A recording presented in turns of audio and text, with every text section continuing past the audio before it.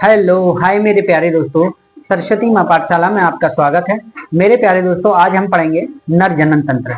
नर जनन तंत्र किसे कहते हैं, आज हम अच्छे से डिटेल में पढ़ेंगे। ठीक है, उससे पहले हम थोड़ा सा नर जनन तंत्र के डायग्राम पर यानी कि चित्र है उस पर नजर डाल लेते हैं। नर जनन तंत्र क्या होता है, ठीक है, देखिएगा।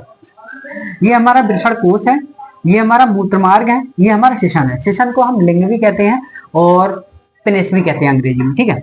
और ये हमारा वृषण है, ठीक है। ये जब शुक्राणु निकलते हैं तो शुक्र वाहिका है, इसके द्वारा शुक्राणु हमारे बाहर जाते हैं, ठीक है, और बाहर निकलते हैं, ठीक है। ये शुक्राशय है जो इसे शुक्राणुओं को नियंत्रित करता है, ठीक है। प्रोटेस्ट ग्रंथि है, ये प्रोटेस्ट ग्रंथि, ये हमारा मूत्राशय है, यानी कि यहाँ मूत्र इकट्ठा होता है, ठीक है, यहाँ मूत्र इकट्ठा होता है, ठीक है।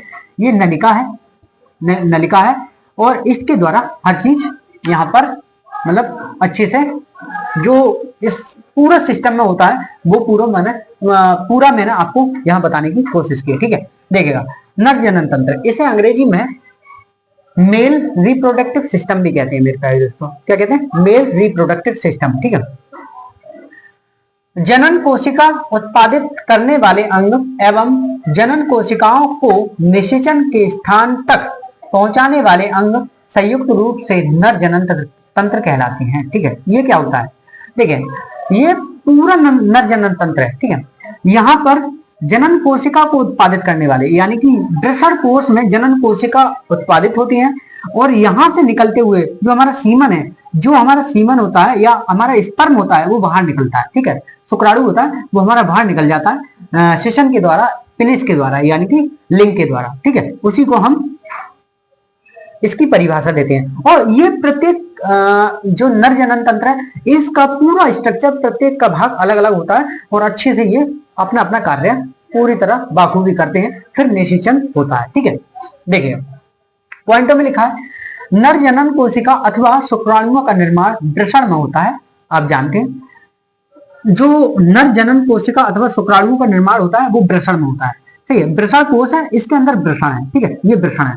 मेरे प्यारे दोस्तों, मैं आपको बता दूं, एक आदमी में, एक ह्यूमन बीइंग में यानी कि एक मानव में, पुरुष की बात कर रहा हूं, एक पुरुष में एक जोड़ी वृषण होते हैं, ठीक है, एक जोड़ी वृषण होते हैं, ठीक है। ऐसे है, अचानक एक वृषण निकाल दिया जाए, एक वृषण खराब भी हो जाए तो दूसरा कार्य करता रहता है, उससे कोई दिक्कत नहीं आती है। ये आपको नॉलेज होनी चाहिए, ठीक है। देखिएगा, और यहां से यहां तक, और वो आप देखते होंगे कि नसबंदी कर दी जाती है, ठीक है। तो इस जो शुक्र वाहिका है, इस नली को काट देते हैं तो वो नसबंदी कहलाती है, ठीक है।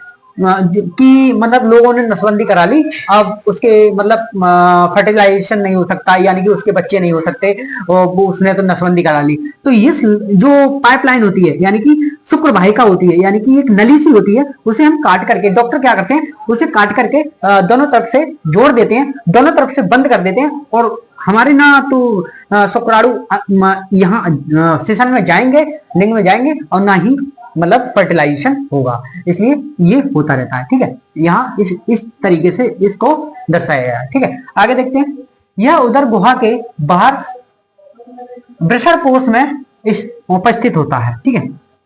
उदर गुहा का मतलब, ये हिंदी, शुद्ध हिंदी है, मैं आपको थोड़ा सा डिटेल में बताऊं। उदर गुहा का मतलब है जहां से हम, यानी कि गांव की भाषा में बताऊं तो हम मतलब लेट्रिन या पोटी कहते हैं, ठीक है, अंग्रेजी भाषा में पोटी कहते हैं, जहां से करते हैं उसके पास ही यानी कि वृषण होता है, वृषण कोश होता है, उसमें अंदर दो वृषण होते हैं, उसके द्वारा शुक्राणु, उसके अंदर ही शुक्राणु बनते हैं और शुक्र वाहिका के द्वारा बाहर निकलते हैं, ठीक है, वो ही कह रहा है, ठीक है। इसका कारण यह है कि शुक्राणु उत्पादन के लिए आवश्यक ताप शरीर के ताप से कम होता है, यानी कि जो शुक्राणु उत्पादन, हमारा शुक्राणु उत्पादन होता है उसका ताप शरीर के ताप से, हमारे शरीर के ताप से कम होता है। क्यों कम होता है? क्योंकि शरीर के ताप से इसलिए कम होता है क्योंकि जो शुक्राणु है, जो हमारी बॉडी का ताप होता है, और थोड़ा सा ज्यादा हो गया तो शुक्राणु नहीं बनते हैं, इसलिए उसके ताप से कम होता है, ठीक है। देखिएगा, शुक्राणु सूक्ष्म संरचनाएं हैं। शुक्राणु एक कैसी संरचना है? सूक्ष्म संरचना है, ठीक है, छोटी सी संरचनाएं हैं, सूक्ष्म संरचनाएं हैं, जिसमें मुख्यतः आनुवांशिक पदार्थ होता है तथा एक लंबी पूंछ होती है, यानी कि आनुवांशिक पदार्थ होता है, मुख्यतः अनुवांशिक पदार्थ होता है, ठीक है। एक बिल्कुल अलग तरीके का पदार्थ होता है, उसमें एक लंबी पूंछ होती है। एक शुक्राणु में कैसे होती है? लंबी पूंछ। जैसे कि आपको दिख रहा है कि ये हेड है, इसका एक लंबी पूंछ है, इसके द्वारा ये तैर सकते हैं, इसके द्वारा ये तैर सकते हैं और नर जनन मादा जनन तंत्र तक पहुंच सकते हैं और निषेचन कर सकते हैं, ठीक है। ये आपको शुक्राणु का चित्र दिख रहा होगा, छोटा सा, ठीक है, देखना। तथा एक लंबी पूंछ होती है जो उन्हें मादा जनन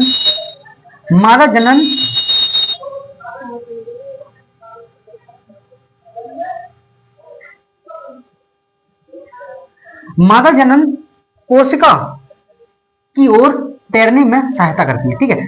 मादा जनन कोशिका की ओर तैरने में सहायता करती है, इतना ये करती है, ठीक है। यानी कि इसी पूंछ के जरिए मादा जनन तंत्र की कोशिका की ओर तैरने में सहायता करती है, ठीक है। और इसकी मतलब देखिए, अब कितना शुक्राणु, कितने मतलब स्पर्म होते हैं, कितने मिलियन इसमें स्पर्म होते हैं, कितने मिलियन उसमें शुक्राणु होते हैं, उसमें देख लेते हैं, ठीक है। देखो 2.5 से 4 ml वीर्य की मात्रा में 300 से 400 मिलियन शुक्राणु होते हैं, ठीक है। 300 से 400 मिलियन शुक्राणु होते हैं।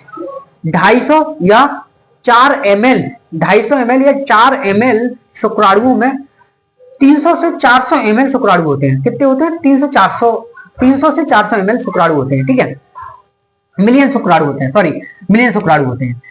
एक शुक्राणु को, ये डायग्राम है, इसी तरीके से 300 से 400 मिलियन शुक्राणु होते हैं, ठीक है। 250 से 400 ml मतलब वीर्य में, यानी कि सीमन में, ठीक है। ये आगे देखिए, वृषण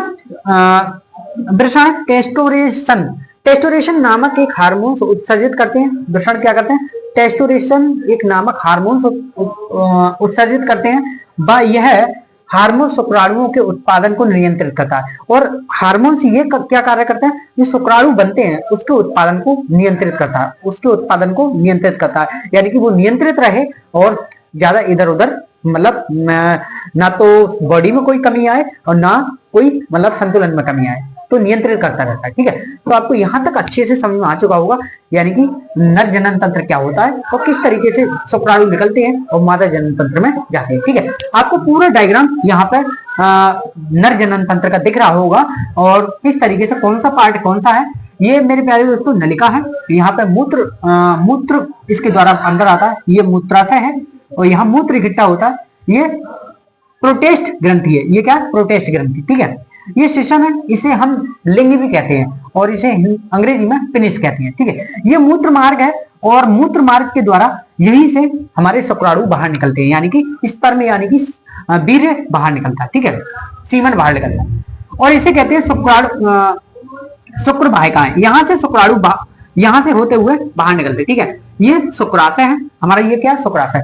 ये वृषण कोश है, ये वृषण कोश है, इसके अंदर वृषण होते हैं दो, ठीक है। उन्हीं के द्वारा शुक्राणुओं का निर्माण होता है, ठीक है। तो आपको नर जनन तंत्र पूरी तरह से समझ में आ चुका होगा, क्या होता है नर जनन तंत्र, ठीक है। यहां तक मेरे प्यारे दोस्तों स्क्रीनशॉट ले लीजिए, उसके बाद हम आगे देखिए मेरे प्यारे दोस्तों, आगे हम पढ़ेंगे मादा जनन तंत्र। मादा जनन तंत्र का मतलब क्या होता है? जो हमने अभी पढ़ा था पुरुषों में जनन तंत्र यानी कि नर जनन तंत्र, और अब मादा जनन तंत्र का मतलब होता है महिलाओं में जनन तंत्र, यानी कि महिलाओं का जो जनन तंत्र होता है किस तरीके से काम करता है, उनके पार्ट कौन कौन से हैं और किस तरीके से उनमें फर्टिलाइजेशन की प्रक्रिया होती है, ठीक है। सब हर चीजों के लिए एक एक बारीकी से हम आगे बढ़ेंगे। इससे पहले हम थोड़ा सा डायग्राम पे यानी कि जो हमारा चित्र है उस पर थोड़ी सी नजर डाल लेते हैं, कौन सा अंग कौन सा है, ठीक है। देखिएगा, हम पहले आते हैं अंडाशय, जहां से अंड मतलब अंड का निर्माण होता है और वो अंड जो स्पर्म से मिलकर के यानी कि शुक्राणु से मिलकर के एक फर्टिलाइजेशन यानी कि एक निषेचन का निर्माण करता है और निषेचन के द्वारा यानी कि निषेचन के द्वारा एक बेबी का निर्माण होता है, उसी को हम और ये कहाँ से मिलता है? फीमेल से यानी कि महिलाओं के फीमेल यानी जनन तंत्र से, फीमेल जनन तंत्र से, ठीक है। ये हमारा अंडाशय यानी कि इसे अंग्रेजी में हम क्या कहते हैं? ओवरी, ठीक है। ये हमारा गर्भाशय है, यहाँ बच्चे को यानी कि जो बच्चा मतलब फर्टिलाइज होता है यानी कि निषेचन करता है वो इस जगह पे करता है, सही है, इसे हम गर्भाशय बोलते हैं। और अंग्रेजी में इसे बोलते हैं यूट्रस। क्या बोलते हैं? यूट्रस। ठीक है। और उसके बाद ये दो नलियां हैं, यहां से वहां पे था शुक्र वाहिकाएं और यहाँ अंड वाहिकाएं ये। ठीक है, यानी कि जो नलियां हैं उन्हें अंड वाहिकाएं कहते हैं, क्योंकि अंडाणु यहाँ से अंडाशय से निकल करके हमारे मतलब गर्भाशय में आते हैं और यहाँ फर्टिलाइजेशन का कार्य यानी कि निषेचन का कार्य आरंभ होता है। ठीक है, ये हमारी अंड वाहिका है। ठीक है, फिर आता है यहाँ पर इस पार्ट को हम कहते हैं ग्रीवा। क्या कहते हैं? ग्रीवा। इसे अंग्रेजी में सर्विक्स कहते हैं। क्या कहते हैं? सर्विक्स। ठीक है, और इसके नीचे जो पार्ट होता है वो योनि कहलाता है और योनि को हम अंग्रेजी में वेजाइना कहते हैं। क्या कहते हैं? वेजाइना। ठीक है, अब आपने थोड़ा सा चित्र तो देख लिया होगा कि किस तरीके से कौन सा पार्ट है और किस तरीके से उसमें कार्य होता है। ठीक है, अब यहां देखते हैं। देखिए, हमने लिखा है मादा जनन तंत्र कोशिकाओं अथवा अंड कोशिका का निर्माण अंडाशय में होता है। ठीक है, अंड कोशिका का निर्माण अंडाशय में होता है। अंड कोशिका है और यहाँ अंडाशय में यहाँ पर इसका निर्माण होता है। अंड कोशिका का निर्माण कहाँ होता है? अंडाशय में। ठीक है भाई, यह कुछ हार्मोन उत्सर्जित करती हैं। यहाँ ऐसे हार्मोन्स उत्सर्जित करती हैं जो इसके द्वारा यानी कि इस अंड वाहिकाएं के द्वारा बाहर निकलते हैं। ठीक है, ऐसे कुछ हार्मोन्स उत्सर्जित करती हैं। ठीक है, अंडाशय, अंडाशय को हम ओवरी कहते हैं, हमने बता दिया था ओवरी कहते हैं। बादाम की आकृति के जननांग होते हैं, यानी कि बादाम जो अंडाशय कैसे होते हैं? बादाम की आकृति के होते हैं। ठीक है, बादाम की आकृति के जननांग होते हैं। जिस आकृति का बादाम होता है उसी आकृति के जननांग होते हैं। ठीक है, जो ब्रको का मतलब होता है किडनी। जो हमारी किडनी है, किडनी के पास स्थित होते हैं। कहाँ होते हैं? किडनी के पास स्थित होते हैं।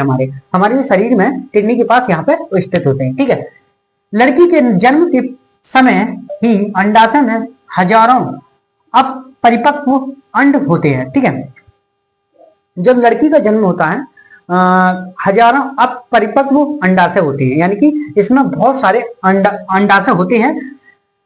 यौवन अवस्था, यौवन आरंभ में इसमें से कुछ परिपक्व होने लगते हैं और यौवन यानी कि जो यौवन अवस्था होती है यानी कि वो यौवन आरंभ होता है उसमें से कुछ परिपक्व होने लगते हैं, कुछ उसमें निर्माण होने लगता है और उसमें अंडाशय बनना शुरू हो जाता है। ठीक है, इसका ये मतलब होने लगते हैं। दो में से एक अंडाशय द्वारा प्रति माह एक अंडाशय परिपक्व होता है। ठीक है, इसमें क्या होता है कि ये दो अंडाशय मतलब अंडाशय हैं, दो अंडाशय, दो ओवरी हैं। ठीक है, एक माह ये ओवरी काम करेगा तो दूसरे माह ये ओवरी काम करेगा। ठीक है, यानी कि एक माह में ये ओवरी यानी कि एक महीने में ये ओवरी काम करता है तो दूसरे महीने में ये ओवरी काम करता है। एक एक करके दोनों ओवरी काम करते हैं। ठीक है, इस तरीके से ये अंडाशय दोनों एक एक माह के अंतराल में कार्य अपना करते हैं। ठीक है, और जो मतलब ये फर्टिलाइजेशन होता है तो जो एक्स्ट्रा वेस्टेज होता है वो बाहर निकल जाता है योनि के द्वारा, और जो फर्टिलाइजेशन होता है वो एक ही अंडाशय के द्वारा और एक ही शुक्राणु के द्वारा निषेचन कहलाता है, निषेचन होता है और उसी से फर्टिलाइजेशन शुरू हो जाता है। ठीक है, देखिए महीन अंड वाहिका अथवा फ्लोपियन ट्यूब द्वारा यह अंड कोशिका गर्भाशय तक ले जाए जाते हैं। ठीक है, यानी कि इन्हें अंडवाहिका भी कहते हैं और इन्हें फ्लोपियन ट्यूब कहते हैं। फ्लोपियन ट्यूब का मतलब होता है, अंग्रेजी का इसका वर्ड है फ्लोपियन ट्यूब। ठीक है, इसे हम हिंदी में अंडवाहिका कहते हैं। अंडवाहिका के द्वारा हमें गर्भाशय तक ले जाया जा सकता है। ठीक है, जो अंडाशय होते हैं यहाँ बनते हैं उसे अंडवाहिका के द्वारा, ये अंडवाहिका है, इनके द्वारा गर्भाशय तक ले जाया जाता है और इधर से शुक्राणु योनि के द्वारा ऊपर के लिए शुक्राणु आते हैं, यानी कि योनि के द्वारा यहाँ से शुक्राणु आते हैं और शुक्राणु और अंडाशय मिलकर के एक निषेचन प्रक्रिया का निर्माण करते हैं। ठीक है, निषेचन प्रक्रिया यहाँ से शुरू हो जाती है। ठीक है, यहां तक आपको अच्छे से समझ में आ चुका होगा। यहां तक आगे देखिए मेरे प्यारे दोस्तों, आगे है दोनों अंडवाहिकाएं संयुक्त होकर एक लचीली थैलीनुमा संरचना का निर्माण करती हैं। यानी कि दोनों अंडवाहिकाएं संयुक्त होकर एक थैलीनुमा लचीली